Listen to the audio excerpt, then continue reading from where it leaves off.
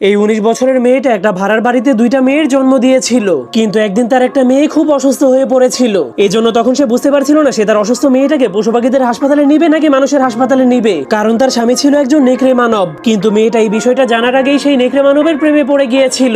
এজন্য সে হসপিটালে যেতে অনেক ভয় পেত, কারণ এতে তার বাচ্চার পরিচয় সবাই জেনে যাবে। এরপর শীতকাল আসলেই তাদের দ্বিতীয় নাম্বার বাচ্চাটার জন্ম হয়, কিন্তু সেই বাচ্চাটার জন্মের ১ মাস পরেই তাদের সবাইকে ছেড়ে হঠাৎ করে সেই নেকড়ে মানবটা গায়েব হয়ে যায়। এই জন্য সে যখন তার স্বামীকে সব জায়গায় খুঁজতে শুরু করে, তখন সে একটা নদীর মধ্যে একটা নেকড়ের মৃতদেহ খুঁজে পায়। এই জন্য সে তখন বুঝতে পারছিল না সে তার দুইটা বাচ্চাকে কিভাবে একা একা লালন পালন করবে। এমনকি বাচ্চাগুলো বড় হওয়ার কারণে তাদের বৈশিষ্ট্যগুলো ধীরে ধীরে সামনে আসতে শুরু করে। এই জন্য মেয়েটা বুঝতে পারছিল না সে তার বাচ্চাগুলোকে এই দুনিয়া থেকে কিভাবে বাঁচাবে। এমনকি তার বাচ্চাগুলোর ভয়ঙ্কর আচরণের কারণে তার প্রতিবেশীরা তাদের উপর সন্দেহ করতে শুরু করে। এই জন্য সে তার বাচ্চাদেরকে নিয়ে শহর ছেড়ে চলে যাওয়ার সিদ্ধান্ত নেয়। এরপর একটা নির্জন এলাকাতে গিয়ে একটা পুরনো ভাঙাচোরা ঘরের মধ্যে বসবাস করতে শুরু করে। এরপর সে অনেক পরিশ্রম করে সেই ভাঙাচোরা ঘরটাকে সুন্দর